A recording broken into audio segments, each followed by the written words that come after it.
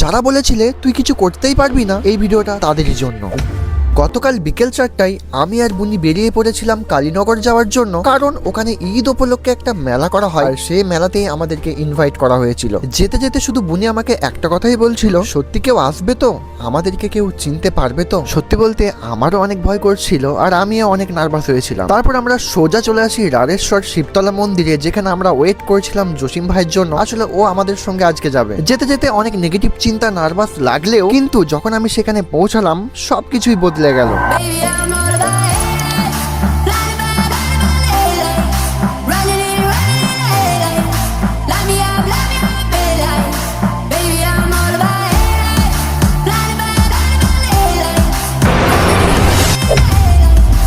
তোমরা যেভাবে আমাকে ঘিরে ধরলে, যেভাবে ভালোবাসা দিলে, সত্যি বলছি এই অনুভূতিটা ভাষায় প্রকাশ করাই যায় না। যখন তোমরা আমার নাম ধরে ডাকছিলে তখন মনে হচ্ছিল হ্যাঁ আমি কিছু একটা করতে পেরেছি। আর শুধু আমি একা না, এখানে আরো অনেক ক্রিয়েটার ছিল, সবাই মিলে একটা ভাইব তৈরি হয়েছিল যেটা শুধু অনুভব করা যায়। আর যারা আমাকে বলেছিল তোর দ্বারা কিচ্ছু হবে না, তাদের জন্য একটা ছোট্ট উত্তর, আমি চুপচাপ কাজ করে গেছি সবকিছু সহ্য করে, আর আজ ফলটা তো তোমরা নিজেরাই দেখতেই পাচ্ছ। তারপর ধীরে ধীরে অনেক রাত নেমে গেল আর আমরাও সবাইকে টাটা জানিয়ে বাড়ির দিকে রওনা দিলাম। আজকের তোমাদের এই ভালোবাসা আমার কাছে শুধুমাত্র একটা মিটআপ না, এটা প্রমাণ শুরুটা যতই ছোট হোক না কেন শেষটা কিন্তু বড় করাই যায়। আর তোমাদের যদি ভালোবাসা পাশে থাকে তাহলে তো কোনো প্রশ্নই ওঠে না।